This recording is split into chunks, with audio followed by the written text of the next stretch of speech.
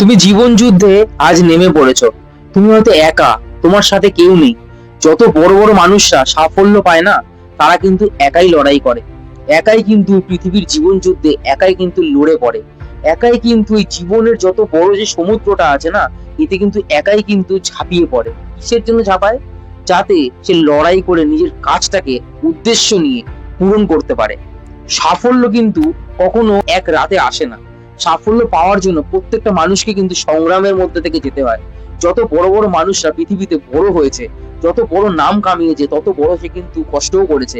সে কিন্তু ইজিলি বা খুব সহজভাবে কিন্তু পেয়ে যায়নি। তাকে কিন্তু প্রত্যেকটা লাইফে, প্রত্যেকটা জীবনে, ছোট থেকে বড় অব্দি অল্প কিছু পাওয়ার জন্য অনেক কিছু ত্যাগ করতে হয়েছে। ত্যাগ যদি করতে পারে কেউ, তাহলে কিন্তু সে বড় হতে পারবে।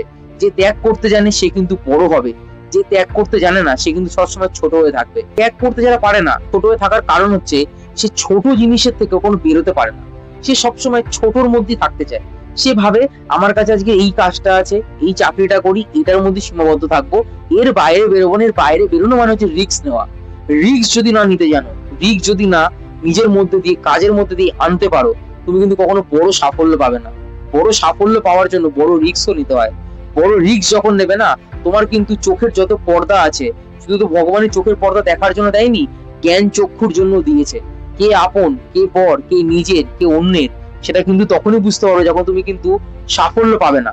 সাফল্য যখন পাবে না, তুমি কিছু শিখবে যে কে তোমার নিজের, কোথাও তুমি কি ভুল করেছো, সেটাও কিন্তু তুমি বুঝতে পারবে ওই অসাফল্যের বা আনসাকসেসফুলের মধ্যে দিয়ে।